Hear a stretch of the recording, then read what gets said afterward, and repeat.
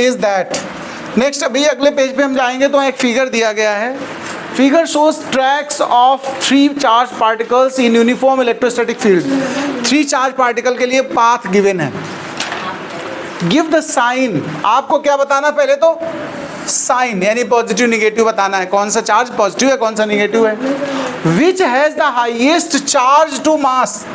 Charge to mass का मतलब Q by M बोलते हैं हम लोग, क्या बोलते हैं इसको, Q बाई एम रेशियो भी बताना है तुम्हें, किसका हाईएस्ट है।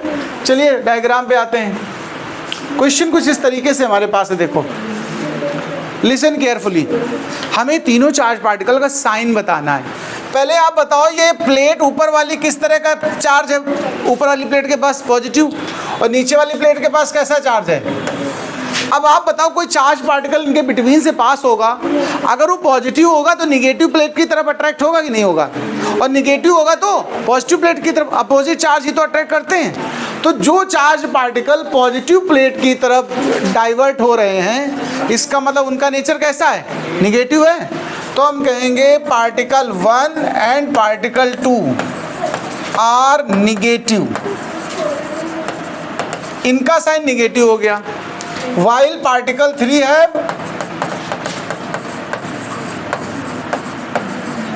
पॉजिटिव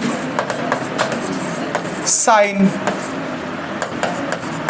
ये पार्टिकल 1 2। तो पहली बात तो हमारी फिनिश हो गई कि साइन पता करने थे। वो दोनों पॉजिटिव प्लेट की तरफ घूम गए, इसका मतलब निगेटिव चार्ज है, और ये डाइवर्ट किधर हो गया, निगेटिव की तरफ, तो ये पॉजिटिव चार्ज है। एक और बात पूछी थी, इन तीनों में सबसे ज्यादा E बाई एम किसके पास है। E बाई एम कह सकते हो या Q बाई एम कह सकते हो। देखो इस लॉजिक को समझना थोड़ा।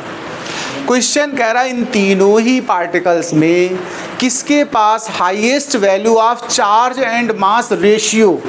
हमें रेशियो किसका चाहिए, मास और चार्ज का। इसको कैसे जानेंगे किसके पास ज़्यादा है, इसके लिए लॉजिक समझना थोड़ा। आप लोगों ने कभी एक इक्वेशन सेकंड वाली पढ़ी होगी, S is equal to u t plus half AT square, पढ़ा कि नहीं पढ़ा बताओ। मैं लेट कर लेता हूँ कि ये देखो, सभी ध्यान देना प्लीज़। यहाँ पर 2 एक्सिस है, इनका अगर हम चाहें तो स्लोप निकाल सकते हैं। देखो ऐसे, ये स्लोप, ये ध्यान रखना, इसको स्लोप कहते हैं। क्या कहते हैं, स्लोप। हमने इस स्लोप को y डिस्टेंस की वजह से हमने y ले लिया। देखो y is equal to, initially हमने ऐसा लेट किया कि ये 0 स्पीड से एंटर कर रहे हैं स्टार्टिंग। अभी हमारे पास जो बचा वो क्या बचा, हाफ AT स्क्वायर। हम एक बात बता दें आपको, जब कोई चार्ज पार्टिकल इलेक्ट्रिक फील्ड में होता है तो formula E is equal to F by Q होता है कि नहीं होता बताओ।